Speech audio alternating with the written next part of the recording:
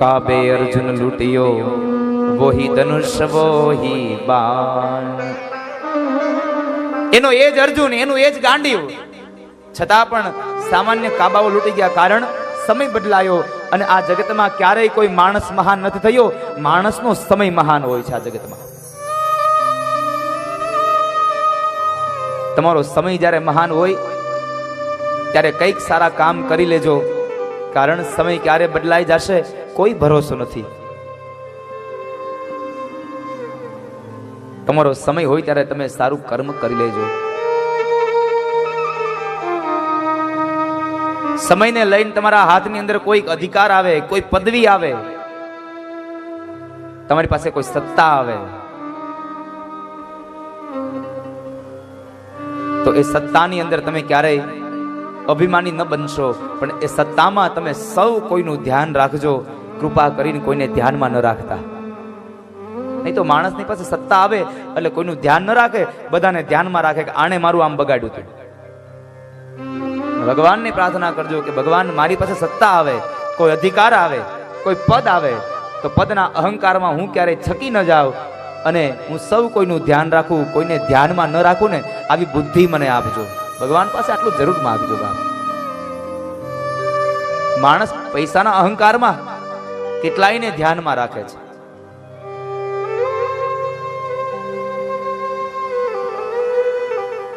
અર્જુને કહ્યું કે ભાઈ કૃષ્ણ નથી રહ્યા, અને એ સમયે પાંડવોએ પોતાના ઉત્તરાધિકારી એવા પરીક્ષિત મહારાજને રાજગાદી સોંપી દઈ અને હેમાળાના માર્ગે હાડ ગાળવા માટે નીકળી ગયા છે. જો કૃષ્ણ ન રહ્યા હોય તો હવે આપણાથી ન રહેવાય. 5 પાંડવો, માતા કુંતા અને દ્રૌપદી, આ 7 વ્યક્તિઓ હેમાળાના માર્ગે હાડ ગાળવા માટે નીકળી ગયા છે. ધીમે ધીમે સમય પસાર થયો. પરીક્ષિત મહારાજ રાજગાદી પર બેઠા છે, રાજ સંભાળે. એવાની અંદર એક વખતના સમયે પરીક્ષિત મહારાજને થયું લાવ આજ મૃગિયા રમવા જાવ. પણ પરદાદા વખતનો ખજાનો ખોલ્યો, એની પેટી ખોલી, અંદર જોવે છે તો અનેક પ્રકારના મુગટો પડ્યા છે. એમાંથી એક સોનાનો મુગટ લઈ મસ્તક પર ધારણ કરી અને જાય છે. માર્ગમાં એક દ્રશ્યને જુએ છે, એક કાળો અને કદાવર પુરુષ ગાય અને બળદને મારે છે. પરીક્ષિત મહારાજ કહે છે મારા રાજ્યમાં મને પૂછ્યા વગર આ દંડ દેનાર કોણ છે? હું દંડ આપીશ તને. ત્યારે પેલો કાળો પુરુષ પરીક્ષિતના ચરણમાં આવીને કહે છે મહારાજ મને માફ કરો, હું આપના શરણે આવ્યો છું. ક્ષત્રિયનો ધર્મ છે શરણાગતિ આવેલે એને શરણાગતિ આપવી. મને શરણાગતિ આપો. તો કોણ છે? મહારાજ સતયુગ, ત્રેતાયુગ અને દ્વાપર યુગ પરિપૂર્ણ થયા, હવે મારો સમય આવ્યો. મારું નામ કલી છે, હું કળિયુગ છું. મને રહેવા માટે સ્થાન આપો, હવે મારો વારો આવ્યો છે.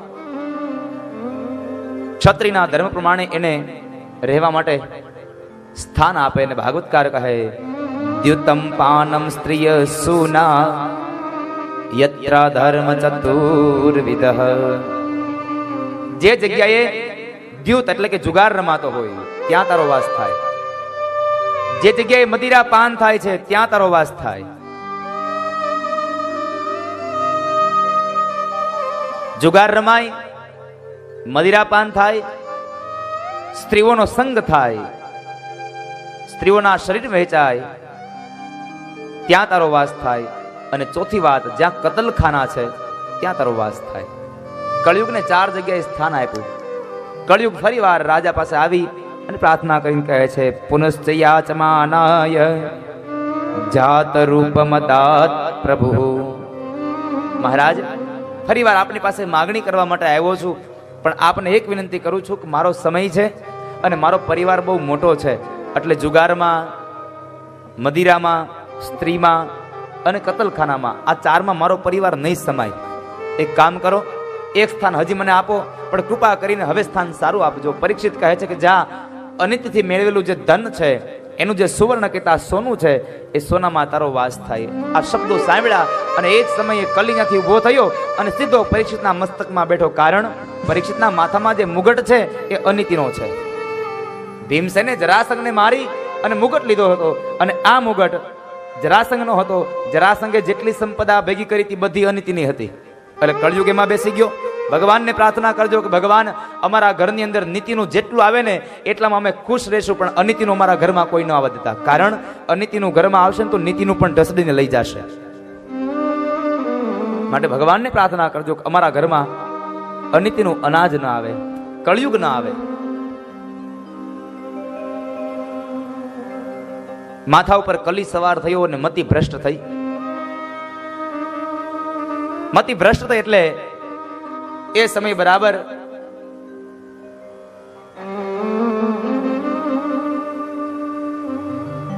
પરીક્ષિત રાજા ત્યાંથી નીકળી અને શમીક ઋષિના આશ્રમમાં આવે છે.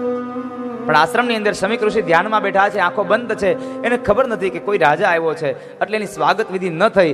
એટલે પરીક્ષિતને અહંકાર આવ્યો કે હું રાજા આવ્યો તો મારું સ્વાગત ન થયું. એટલે એક સર્પ નીકળ્યો, એ સર્પને મારી અને ઋષિના ગળામાં પહેરાયો. પોતે ઘરે આવ્યો. આ બાજુ શમીક ઋષિના પુત્ર શૃંગીને ખબર પડી કે મારા પિતાશ્રીના ગળામાં કોઈકે મરેલો સાપ પહેરાયો છે.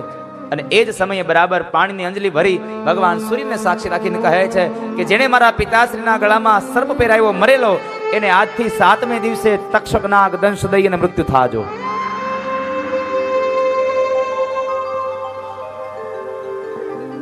રાજાએ ઘરે આવીને જ્યાં મુગટ નીચે ઉતાર્યો, મતિ ભ્રમ થઈ. મારાથી ન થવાનું કર્મ થઈ ગયું.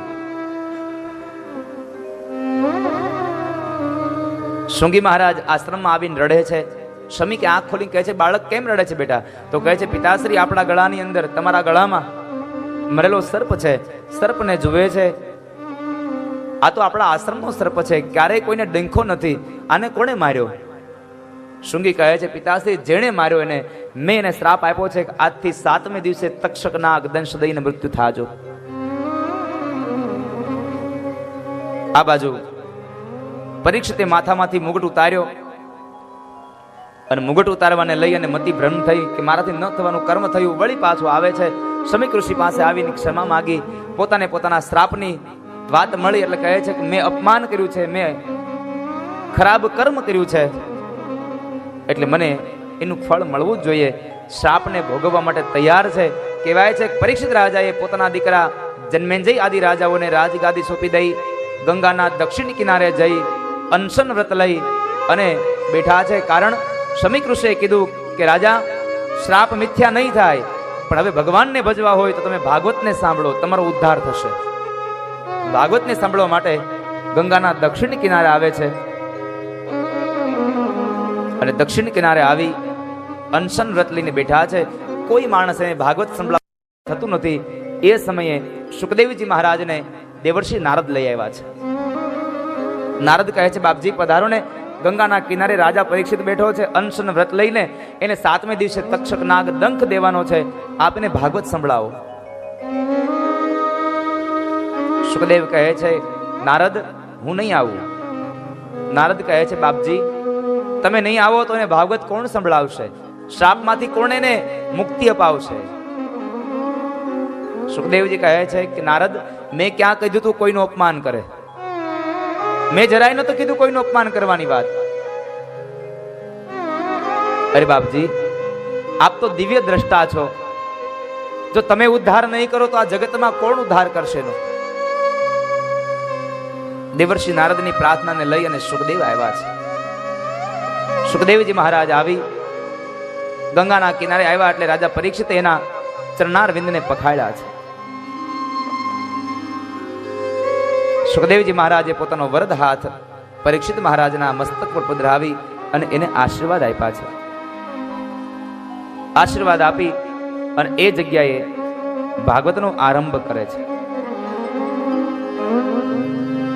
ભવસાગર તરવાને માટે ભાગવતનું ભાથું સમજાવે. સદગુરુ મળ્યા છે. પ્રથમ સ્કંદની અંદર દેવર્ષિ નારદ સુખદેવજી મહારાજને લાવે ત્યાં સુધીની કથાઓ બતાવી અને પ્રથમ સ્કંદની પૂર્ણાહુતિ કરી અને બીજા સ્કંદમાં કહે છે કે જ્યારે સુખદેવજી મહારાજ ગંગાના કિનારે આવ્યા અને એ ગંગાના કિનારે ભાગવતનો આરંભ થાય છે. આ ભાગવત ક્યારે આવી, ક્યારે વંચાણી? તો ભાગવતના મહાત્મ્યની અંદર લખ્યું છે, પદ્મપુરાણ કહે છે કે સુખદેવજી મહારાજે રાજા પરીક્ષિતને ભાગવત, જ્યારે ભગવાન કૃષ્ણ સ્વધામ ગમન થયા ત્યાર પછીના 25 વર્ષનો સમય વ્યતીત થઈ ગયો, અને એ સમયે ભાદરવા સુદ નોમથી લઈ અને ભાદરવા સુદ પૂનમ સુખદેવજી મહારાજે રાજા પરીક્ષિતને ગંગાના દક્ષિણ કિનારે ભાગવતની કથા સંભળાવી છે. એવો આ ગ્રંથ બીજા સ્કંદની અંદર ભાગવતનો આરંભ થાય, અને એ આરંભમાં સુખદેવજી મહારાજ બોલ્યા છે, શ્રી સુખ ઉવાચ વર્યાને સતે પ્રશ્ન કૃતો લોકહિતં નૃપ આત્મવિદ સંમતઃ પુસાં શ્રોતવ્યાદિષુ યઃ પરઃ. વર્યાનેશ તે પ્રશ્ન, પરીક્ષિત મહારાજે પ્રશ્ન કર્યો. ભાગવતના આરંભમાં પરીક્ષિત પ્રશ્ન કરે છે, બાપજી, જેનું મૃત્યુ નજીક આવે એને શું કરવું જોઈએ? જેનો કાળ નજીક આવે એને શું કરવું જોઈએ? અને વાત પણ સાચી છે, જેનું મૃત્યુ નજીક હોય એને શું કરાય? સુખદેવજી મહારાજ કહે છે, રાજા,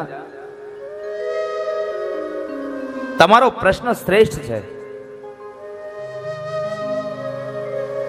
જેનું મૃત્યુ, જેનો કાળ નજીક આવે એ માણસે શું કરવું જોઈએ? માણસે કંઈક કરવું જોઈએ.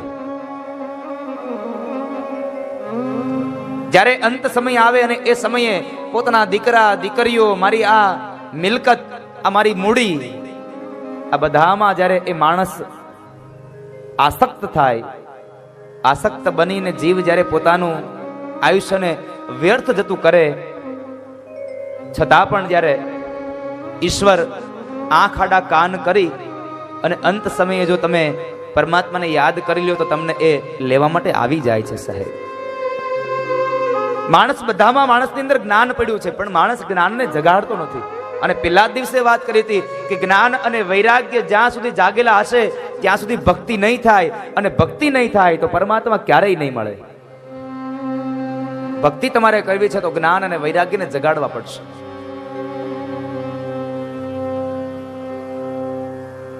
તમારે એ ભક્તિ કરવા માટે જ્ઞાનને જગાડવો પડશે. જ્ઞાન જાગશે એટલે વૈરાગ્ય લાગશે, અને વૈરાગ્ય લાગે એટલે ભક્તિ થાય, અને જે માણસને ભક્તિ થાય એ માણસ ઈશ્વરનું પ્રયાણ કરે, ઈશ્વરને મળે છે. સાહેબ, બધાની અંદર જ્ઞાન છે. આ જગતના દરેક જીવાત્મામાં જ્ઞાન છે, પણ એ જ્ઞાન એ સ્વરૂપ છે, છતાં આપણે એને ઓળખતા નથી. એટલે આદિ શંકરાચાર્ય મહારાજ બોલ્યા છે, અહમ નિર્વિકલ્પો નિરાકાર રૂપો વિભુર્વ્યાપ્ય સર્વત્ર સર્વેન્દ્રિયાણામ